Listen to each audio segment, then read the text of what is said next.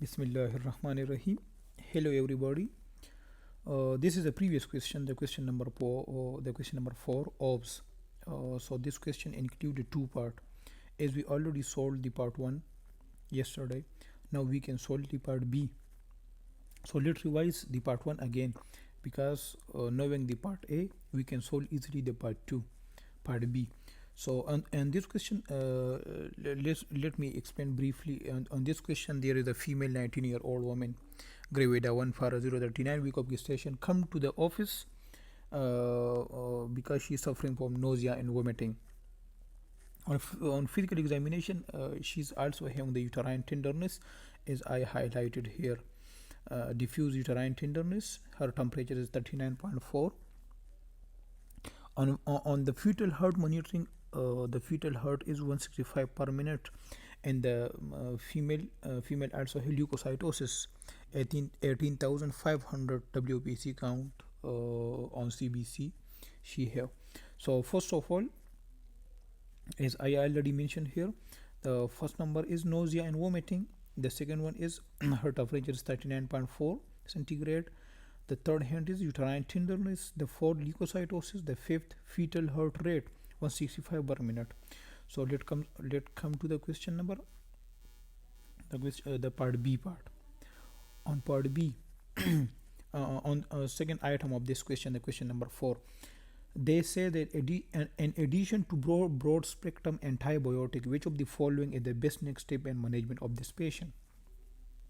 So they are asking, then addition of broad spectrum antibiotic. So broad spectrum antibiotic is for chorioamnionitis, also known as intra-amniotic infection. Which of the following is the best next step in management of this patient? So we can see which option is correct one. On addition to broad spectrum antibiotic, so the choice E is the correct one, labor augmentation.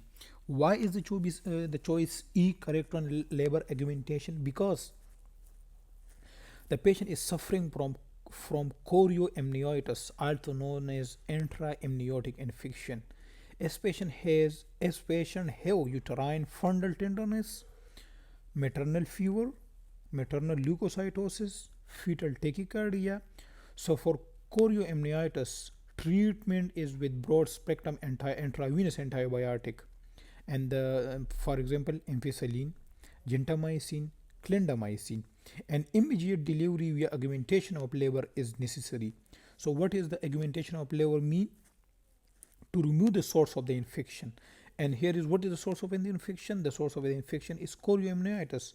So we can give the in addition to broad spectrum antibiotic, we can augment the labor. We can augment the labor via to remove the source of the infection. These interventions reduce the risk of neonatal morbidity and maternal complication. So the choice E is the correct one, labor augmentation. Now come to the choice A. Why the choice A is the incorrect one? The choice A is incorrect one because administration of corticosteroid is necessary if the patient is at risk for preterm delivery. If the patient is at risk for preterm delivery, and preterm delivery is less than 37 week. This is the preterm delivery, and we can administer corticosteroid for preterm delivery to decrease the risk of fetal lung mature, to decrease the risk of fetal lung diseases. Fetal lung diseases as respiratory distress syndrome, atelectasis, and which alveoli collapses. So administration of corticosteroid is necessary for that option. Why the choice B is the correct one? Administration of tocolytics. So tocolytics, for example, tocolytics include nifedipine, indomethacin, are contraindicated in patients with chorioamnionitis. Choice C said that cesarean delivery. So as we know that cesarean delivery is reserved for standard obstetric indication, for example, non-reassuring fetal tracing, bridge presentation, pre-uterine surgery. So on that condition, we can go toward the cesarean delivery. choice D state that expectant management. So patients with an intra-amniotic infection are not managed expectantly. The risk of maternal and fetal complication of infection outweighs the risk of prematurity. So this is the question. Let's revise again. That we have female patient come to the office complaining of nausea, vomiting, fetal mother have hyperthermia.